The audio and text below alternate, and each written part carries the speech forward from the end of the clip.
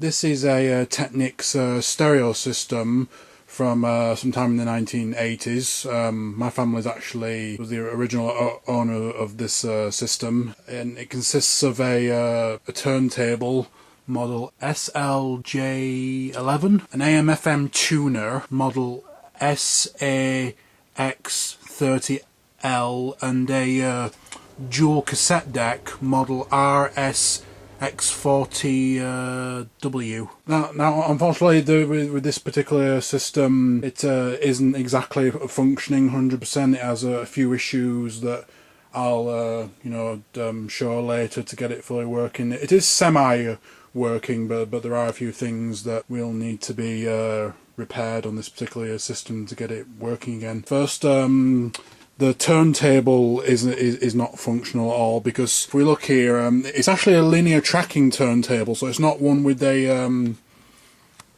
like on my my Audio-Technica turntable here, where it has the tone arm that obviously you would drop onto the record. It's actually on a tracking arm which actually positions it over the record and then drops it down. If we just turn the system on here and press the so it brings it along in there, and for wherever the side the record is, and then it would drop it down. But as you can see, it's missing the entire cartridge and stylus. So and also, if we take the platter mat off and look inside, the belts all come off and it's all broken. So that will need to be replaced. I looked at the and it comes with a rubber platter mat and a built-in 45 adapter. You just twist that up to get it to fit, and then just twist it around again when you're done playing 45s. We have a record selector size here for LP and single, and also have a speed selector for 33 and 45. If we just close it up here, and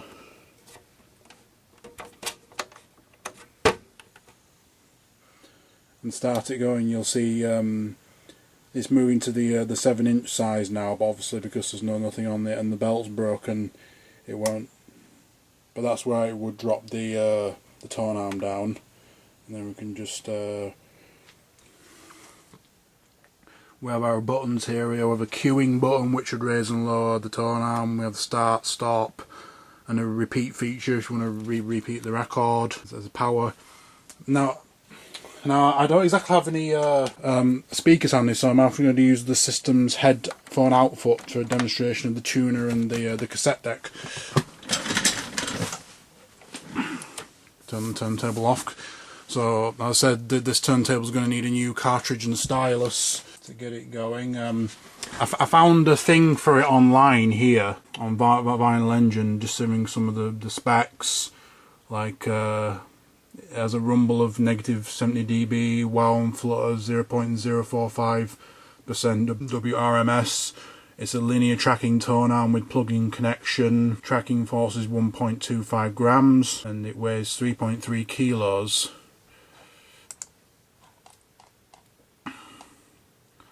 And this is a thing I found for the dual cassette deck, which I'll discuss in a bit. And now let's look at this is the tuner part of it. We have it has FM, long wave, and medium wave, or AM, and has 16 channel presets for tuning in your favourite stations. You have the power button here is a headphone out. You have treble and bass and balance controls. Also have a microphone level, but the switch is sort of awkward. I have to stick something in to get that down. We have a volume slider, and this is actually an all-in-one system, so it has the input selector for tape, CD or aux input, which is on the back. I'll show that later. Tuner and phono, which is the turntable, and finally we have the dual cassette deck. This side's playback only. This one's playback and recording, though. I showed the issues with the turntable. There's an issue with the cassette deck where the deck B, or the recording deck, barely anything plays when you're playing a tape, Like when you put a tape in and hit play, you barely hear anything, but playback on the Deck 1 is absolutely fine. So I'll demonstrate it later, but I'm just saying, but recording on it's fine. I've made several recordings on this deck and they record absolutely fine, but when you try to play it back on this, you barely hear anything. But the recordings are absolutely fine. I've dubbed several cassettes and I've made recordings off the radio and it sounds absolutely fine. But yeah, that's one of the issues of the system. And I thought we also have loudness control and microphone input. And on the cassette deck, we have Dolby B and C noise reduction. We have record, mute, and the tape controls are a bit different from normal cassette decks. We have eject, record, play, stop, and rewind and review, fast forward and cue, and pause. And because this is a dual cassette deck, it can do dubbing at either normal or high speed. We have the switch for it right here and the switch for normal and high speed. Deck B has a tape counter and reset button. Both decks have automatic tape type selection, so you know, it'll detect all the different tape types manually. And they do have piano controls, but they're like soft touch, where it just does it pretty softly. And now we have to just turn the power off here and hit play. You know, hit play. You see the mechanism's actually gone into action until I turn the power on, and then it comes up like that. And if you hit pause, it drops the head down slightly so it's not wearing against it. And when you do fast forward, rewind and review, drops the head down as well to stop it from wearing against the tape. And it also has a synchro start for the dubbing, where if you have this in record pause, and then when you hit play on here, it'll release the pause on here to start going. That's let's look at all the front of the unit. Now let's take a look at the back of the unit. Now let's look at the back of the unit. Is the phono outputs for the turntable, which will connect to the phono jacks on the back. We have also a CD and aux input jacks. Then we have speaker outputs, which I currently don't have any speakers at the moment, so they're not connected, but they would go in there, and then you twist the things. We have the power jacks for the turntable and the cassette deck, and just all the warnings there. And this is the FM antenna. I think that thing's the AM antenna. I'm not sure about. I don't get much through don't get anything from anything other than the FM tuner. But yep, that's a look at the back. And now let's do some radio and cassette on this unit.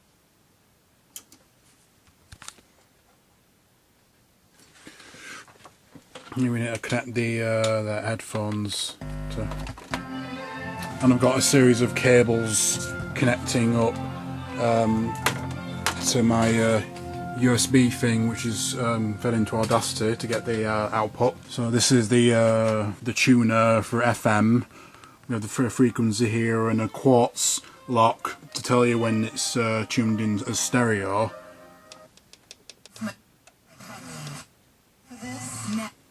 Palladium throws open its door. Season of Palladium. Looking back at her remarkable life and career. I'm 71 and I ain't stopping, I ain't slowing down. Performing her biggest hits alongside her band and orchestra. Now added to the lineup, I have many guests, but we've got the fabulous.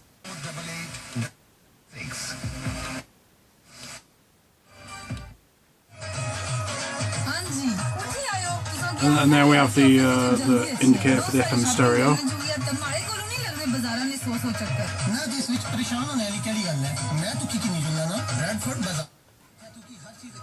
A volume control and bass and treble.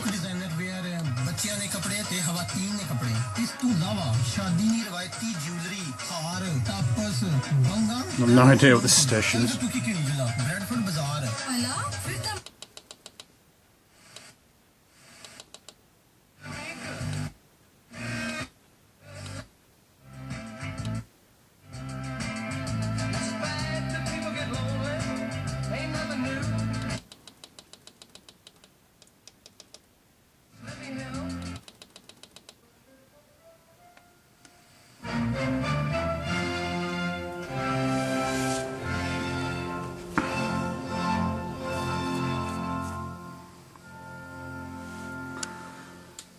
So that's a brief of how the FM tuner sounds. I've the connecting to the back there, then just going through this cable, which also serves as the aerial for my TV here.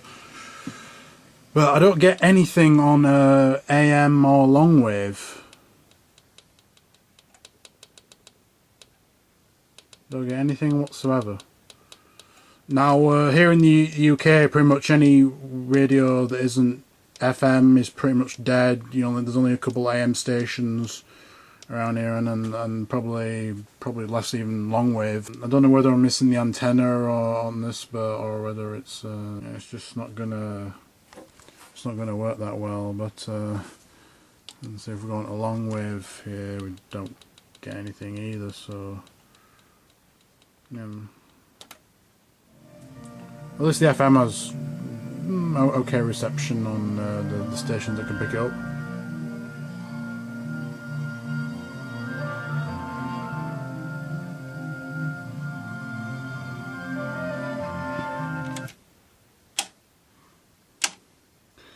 Okay, now let's try out the cassette deck.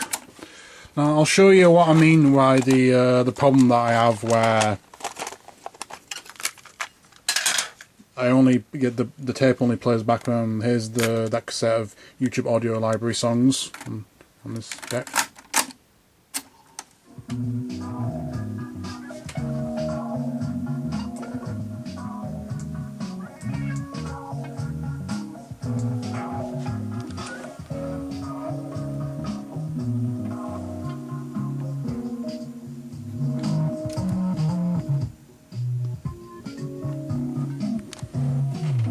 And here's how fast forward, rewind and review work.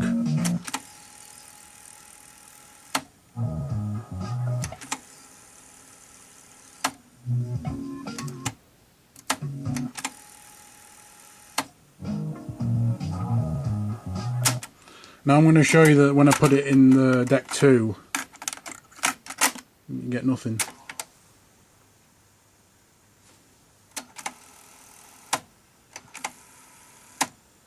See, you can hear there's nothing coming out whatsoever.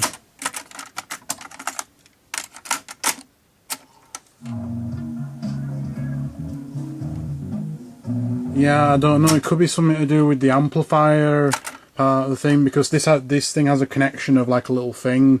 I don't know whether it's something wrong with this part or something inside here that's not getting it to work, but you know, if anyone knows what's going on, let me know. And now let's do a bit of dubbing to show you that it actually does record okay. So I have a cassette, pre-recorded set here, Tina Turner Foreign Affair, which we'll put in here, and another pack of these Poundland cassettes that I've ripped open to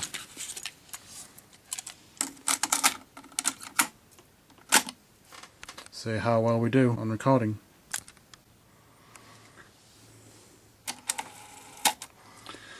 Now let's do the high-speed dubbing. We do that. We put this in and that in, and pause and record, and then just hit play on here. And here's how it works.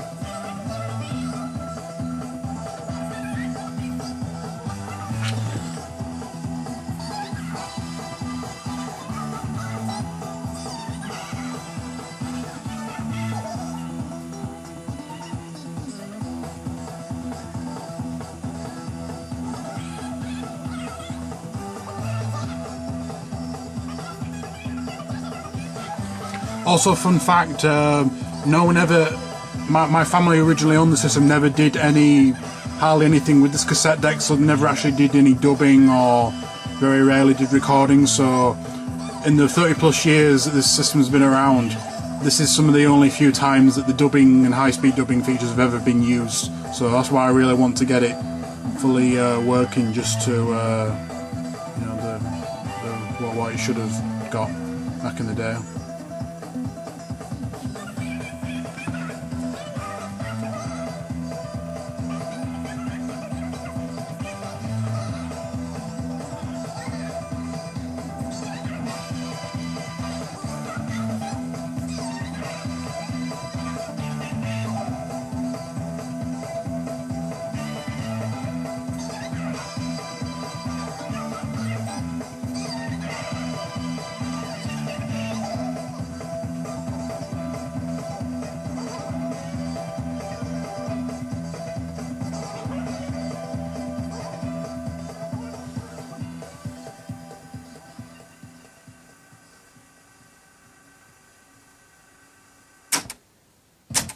So that's it for the dubbing. Now I'm just going to play a very short sample of that back, you know, because copyright and all that shit, just to prove that the recording actually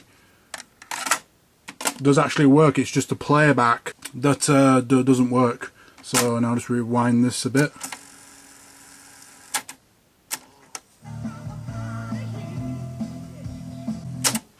Yeah, so as you heard, it records absolutely fine. Just when you try to play it in this side, that's when you get nothing. Now I'm going to do one more little bit of a recording here, just a bit of recording off the radio, and we'll see how that sounds.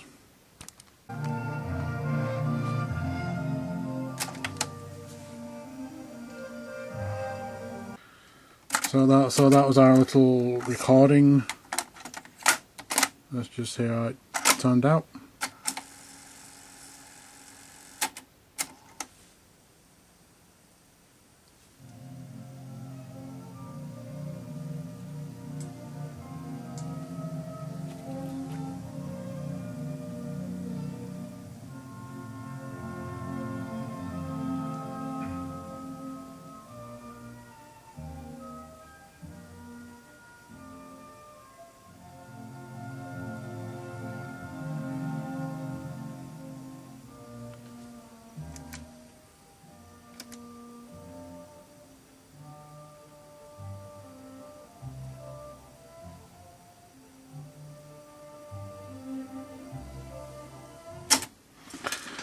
So that's the Technics stereo system, originally owned by my family in the 80s, and it says it's got a lot of problems. So the turntable needs its belt replacing and a new cartridge and stylus. I looked up the model of that earlier, and you can get a replacement cartridge and stylus for about 30 quid, so I'll be looking into getting one of those sometime, and also a replacement belt. Tuner's pretty alright on FM at least, because that's all I can really get over here, and the dual cassette deck is okay, apart from, as you saw, playback doesn't really work on the Deck 2, but it records fine. Deck 2's fine, because as we heard. But yeah, it's a pretty good system once I get it working properly.